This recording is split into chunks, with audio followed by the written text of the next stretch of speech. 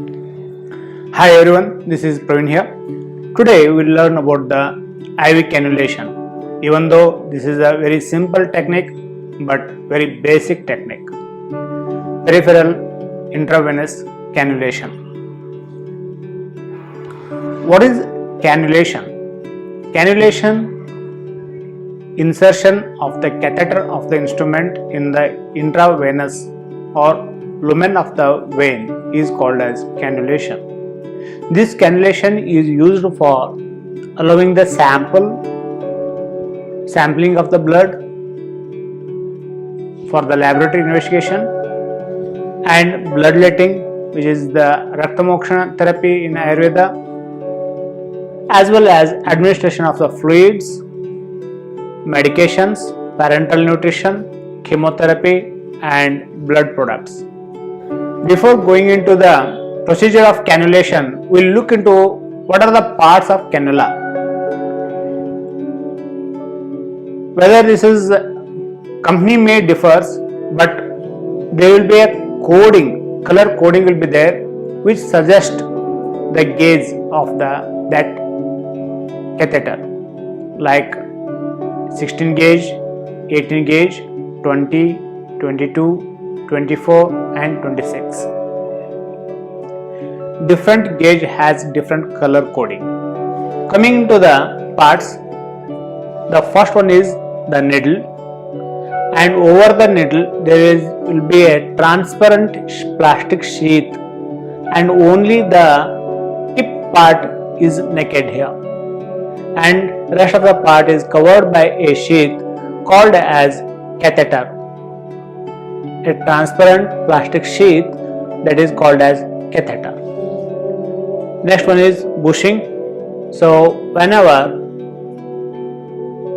tip of the instrument reach the lumen of the vein, so there will be a backflow of the blood that is seen in the bushing, and the next one is the valve. And for the proper gripping, we will be having two wings on the either side,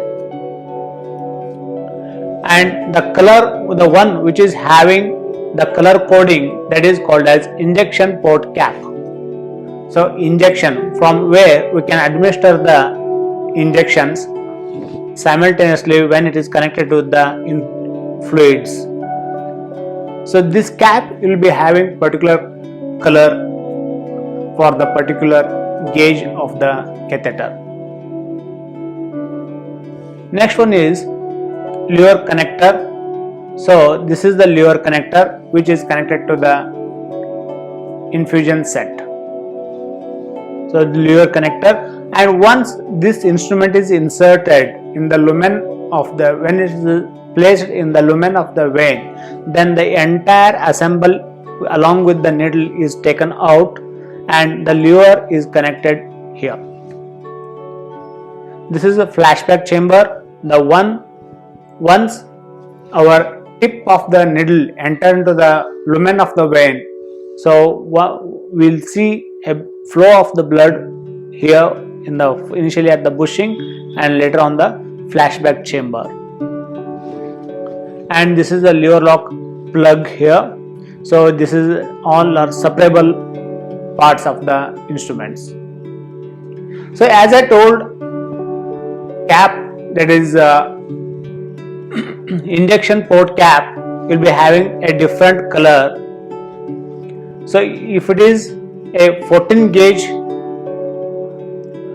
catheter, then the color coding is orange, and this is the outer diameter of the catheter and total length of the catheter, and this is the capacity. It can allow us to administer 240 ml of the fluid per minute. So lower the gauge, the higher the width. So as the gauge advances, the number of the gauge advances, so the administered capacity will become lesser and lesser. So for example, 26 gauge, that is violet color, The amount of fluid what we can administer through that catheter is 13 ml per minute. That is the highest amount of the fluid which is allowed to pass through the catheter. Gray color for 16 gauge. The lumen is decreasing now as the gauge is advancing. The lumen, the thickness of the catheter is decreasing, that is 1.8 mm, and the length remains same, that is 45 mm, and the fluid what we can pass through that gray is 180 ml per minute. Same way in the green, that is 90 ml per minute. Pink 20 gauge 60 ml per minute. Blue 22 gauge and 36 ml per minute.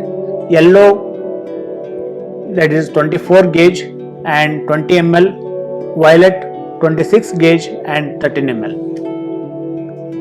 The commonly used catheter is the 20 gauge for the adult, 22 for the adolescents, and yellow for the pediatric. And even we can go for 26, that is the neonate, and for 18, 16 and 14, it all depends on at what rate you want to administer the fluid or blood products. For patient who present with hypovolemic shock and all, where you want to replace the volume very suddenly, and those conditions you can go for the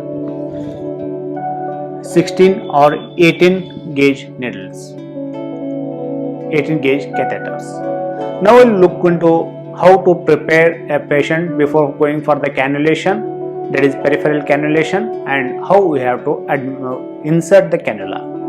First, we need to explain the procedure and obtain the consent from the patient for cannulation.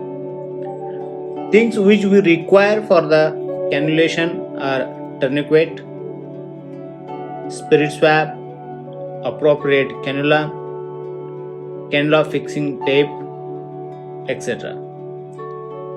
So once we apply the tourniquet for peripheral cannulation, intravenous cannulation, then afterwards the area where we wanted to place the cannula, that has to be cleaned. Usually basilic vein or cephalic vein or accessory cephalic veins are chosen, and sometimes the web on the dorsal side which is chosen for cannulation.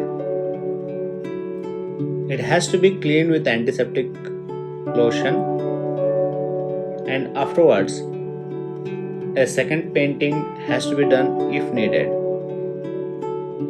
For peripheral intravenous cannulation, we usually select the upper arm. As I told earlier, either basilic vein or cephalic vein, accessory cephalic vein or dorsal arc can be selected for cannulation. Once it is cleaned with antiseptic solution, then the outer sheath of the cannula is taken out, and ask for extension of the area and fix the vein properly with bit of stretching of the skin. In the olden peoples, you can see there is a back flushing of the blood on the back flush chamber. We can see that indicate we are in the proper way. So the tip of the cannula is in the lumen of the vein, and after that we have to take out the stylet, that is needle. At the time of puncturing the vein, our needle should face a 45 degree with the surface of the body, and if needed, at this time we can collect the sample for investigations if needed. And afterwards, once we insert the cannula, tourniquet has to be released and cannula has to be fixed with the adhesive tapes. This is all about the cannulation. If you like this video, then kindly subscribe to the channel. Thank you. Thanks for watching my video.